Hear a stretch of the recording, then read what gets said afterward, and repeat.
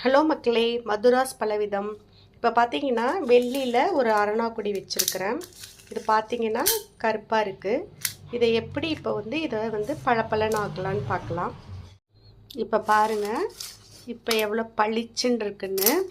நம்ம வீட்டில் இருக்கிற அந்த வெள்ளி கொலுசு இதெல்லாம் பழசாக போயிடுச்சுனாக்கும் நம்ம உடனே மாற்றுறதுக்கு போவோம். அருந்து போனால் மட்டும் மாற்றுங்க.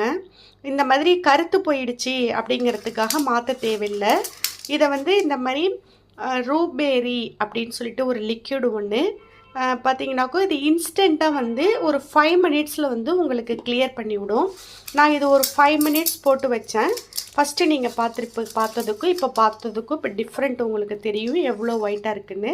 அதில் பாருங்கள், அதில் அழுக்கு எவ்வளோ கலெக்ட் பண்ணியிருக்குன்னு. இதில் உள்ள அழுக்கு எல்லாத்தையுமே அது அப்படியே எடுத்துருச்சு. இப்போ பாருங்கள், புதுசாக இருக்குது. நான் வாஷ் பண்ணிவிட்டு காட்டுறேன்.